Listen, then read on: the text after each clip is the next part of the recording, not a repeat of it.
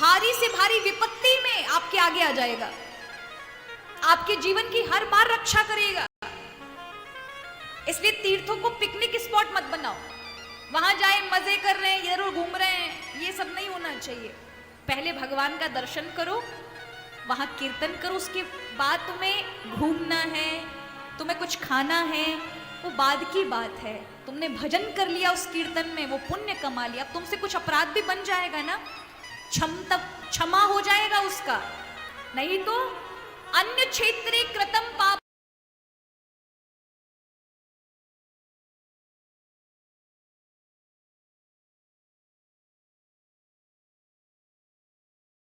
तीर्थ क्षेत्रे विनश्यति, तीर्थ क्षेत्रे कृतम पापम वज्रलेपा भविष्यति।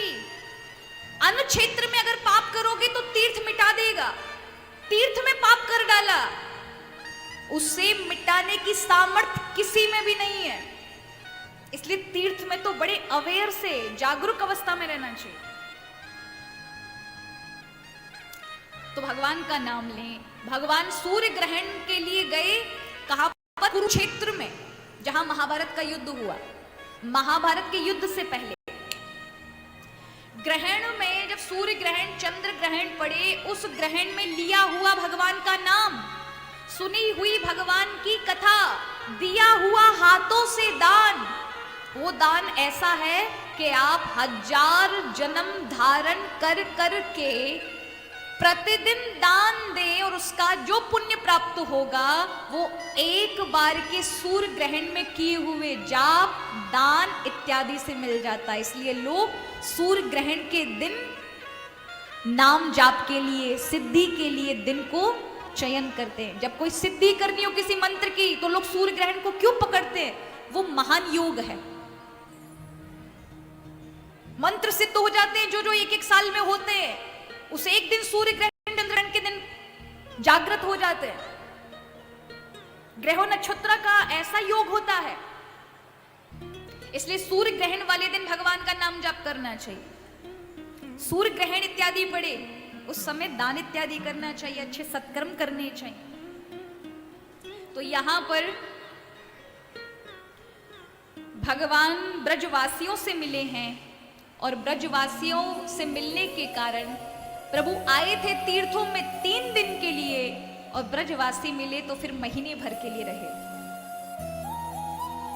कभी कभी अपने व्यस्ततम जीवन से कुछ समय अपने परिवार के लिए निकालो, यदि आप ग्रस्त जीवन का पालन कर रहे हो। कुछ समय पूरी तरह से अपने परिवार वालों को दो। क्या करें उसमें? भगवान श्री कृष्ण सुबह सुबह यज्ञ करते हैं, माता पिता को साथ में लेके बैठते, पूजन करते हैं। दिन में प्रवचन सुनते हैं साधु संतों से पूरे परिवार के साथ, और शाम को क्या करते हैं? पूरे परिवार के साथ बैठकर भोजन करेंगे, पुरानी बातों पर महाराज सब चर्चा करेंगे, हंसेंगे, चुटकुले करेंगे, परिवार के साथ जुड़ेंगे। एक ही बात याद रखना, यदि परिवार में प्रेम बढ़ाना है तो ये 3 चीजें जो आपके नजदीक हैं उनके साथ हमेशा जोड़कर रखें। पहला,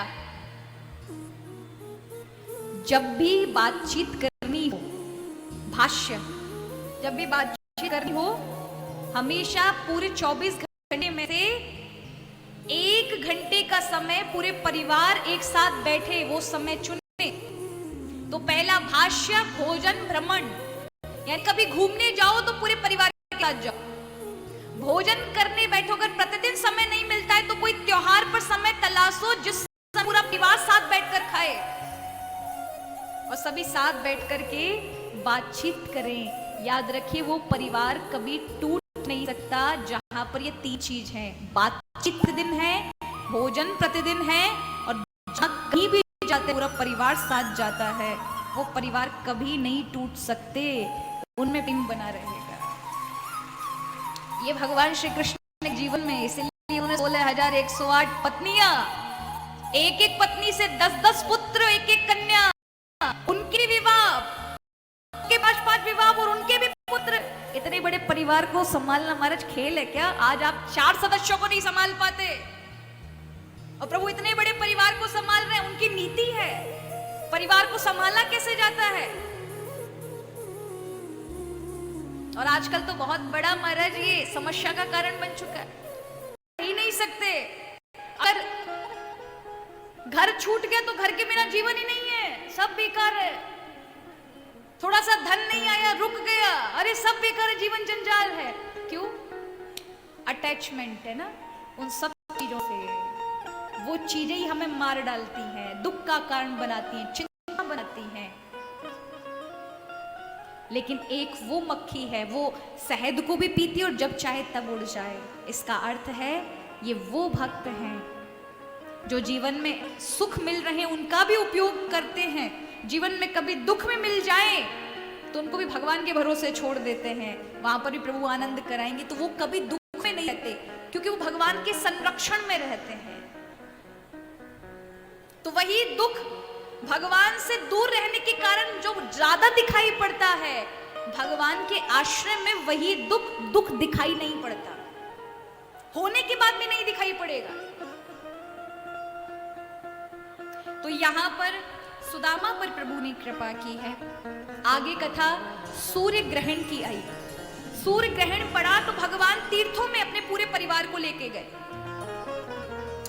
और तीर्थों में ले जाकर भगवान ने दिनचर्या क्या की, ये सीख लेनी चाहिए भगवान कृष्ण के जीवन से।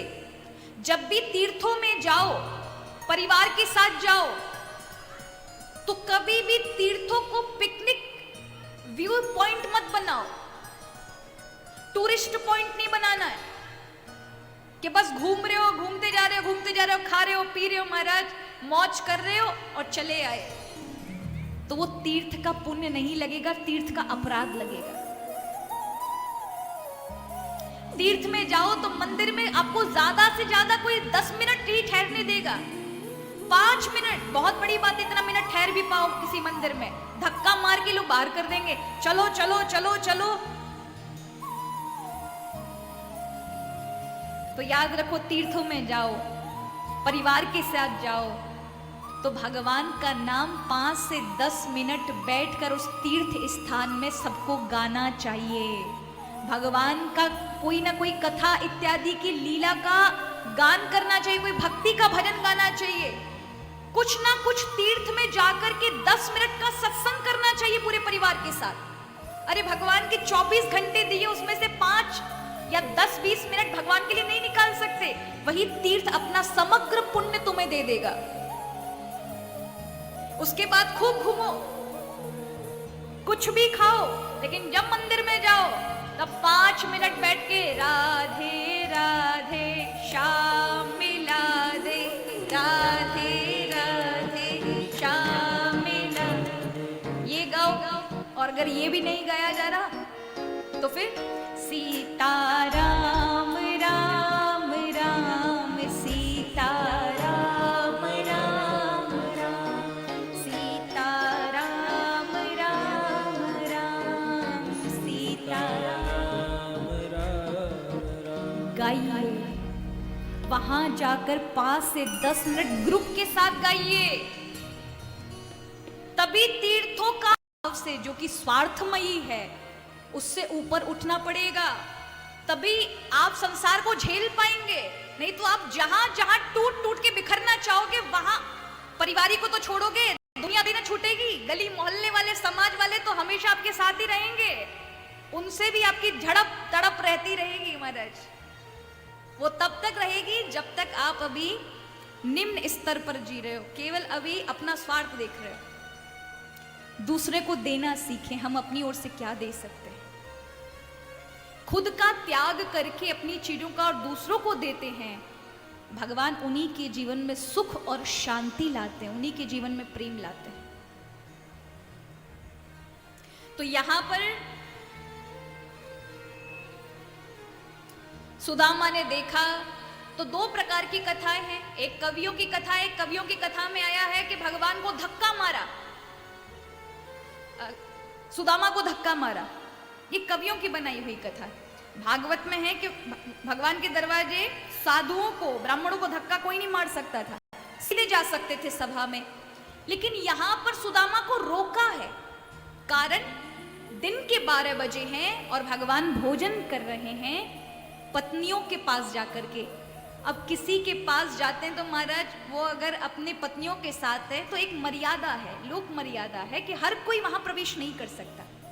पति पत्नी के एकांत में या तो पहले से अवगत करा के जाओ।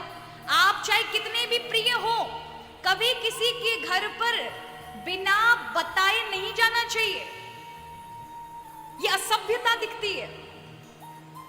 आपके चाहे कितने भी प्रेमी हैं, आपको घर जैसा संबंध है, लेकिन फिर भी दरवाजा बजा के जाओ, बता के आओ, ये सभ्यता दिखाते हैं, ये आपके गुण दिखाते हैं। जब मुंह चला मरा तब उठ के चले गए, ये सही नहीं है, ये असभ्य है, ये असभ्यता कही जाती है। तो यहां पर अब द्वारपाल कैसे जाएं? सुदामा जी कह रहे भैया एक बार जाकर कह दो, एक बार कह दो, अगर कहोगे वो कह देंगे अंदर आने के लिए तो मैं आ जाऊंगा, अन्यथा मैं लौट जाऊंगा, दोबारा नहीं कहूंगा। एक बार जाके कह तो दो। सुदामा को आतुरता है, उसको लग रहा है जो इतना धन का वैभवशाली, क्योंकि पहले जब मिला था तब इतना धनपति नहीं था, आज तो धन का मालिक बन गया।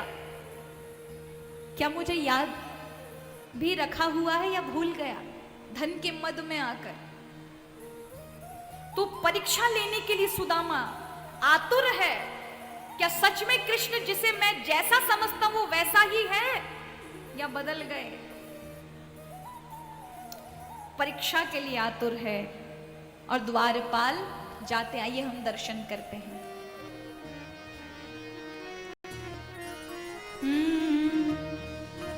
अरे द्वारपालो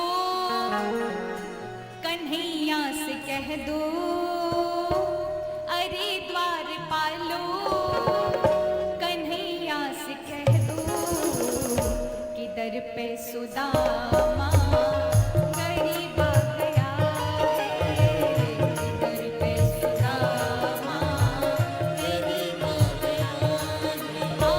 भटकते भटकते न जाने कहाँ से, भटकते भटकते न जाने कहाँ से तुम्हारे महल के करीब आ गया है, तुम्हारे महल के करीब आ गया है।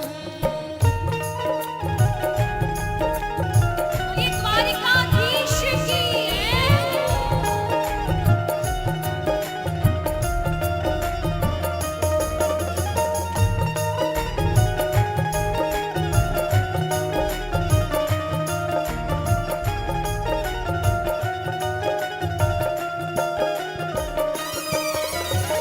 न सिर पे है पगड़ी, न तन पे है जामा, बता दो कन्हैया को नाम है सुदामा हो, बता दो कन्हैया को नाम है सुदामा हो, बता दो कन्हैया को नाम है सुदामा।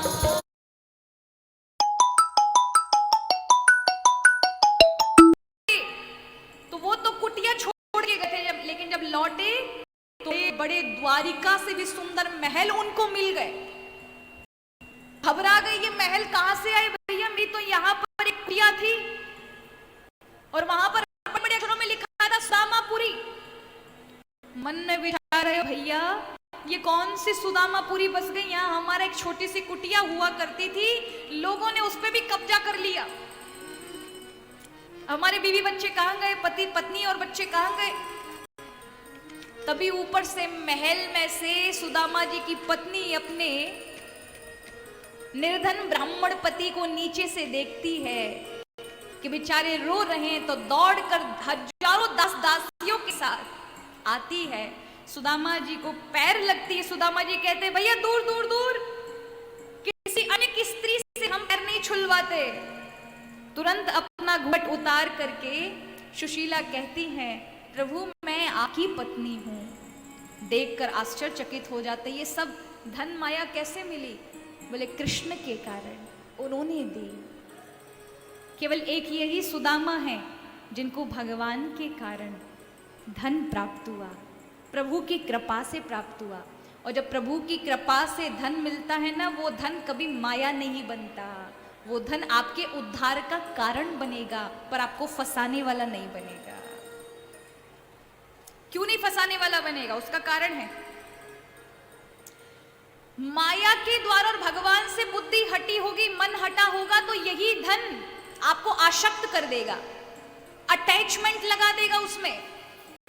लेकिन वही भगवान से जुड़ा हुआ मन होगा, बुद्धि जुड़ी हुई होगी, तो उन सब में फंसोगे नहीं, सबका उपयोग तो करोगे, लेकिन मन से भगवान में होंगे। ऐसे समझो, दो प्रकार की मक्खियां हैं। मधुमक्खी शहद के एक बर्तन पर बैठी है, पर दोनों की स्थिति अलग है। पहली मधुमक्खी शहद के बीच में जाकर बैठकर शहद पी रही है, बहुत शहद पिया, बहुत शहद पिया, चारों ओर शहद ही शहद है, लेकिन जब उड़ने की बारी आई तो उड़ ना सकी। क्यों? पंख शहद में लिपट चुके थे, इसलिए पंख फंस गए महाराज। उड़ने की कोशिश की, पंख ही टूट गए, तड़प तड़प के मरना पड़ा वहीं उसी शहद के अंदर। और एक दूसरी मक्खी है, मधुमक्खी है, जो पात्र के किनारे पे बैठ करके शहद को पीती है, और जब चाहता बढ़ जाती है। आपको कौन सी वाली मक्खी बनना है? मतलब मक्खी नहीं बनना, मतलब कौन सा वाला बनना है? क्या बीच वाले बनना चाहते हो या किनारे वाले? कौन सा वाला? किनारे वाला।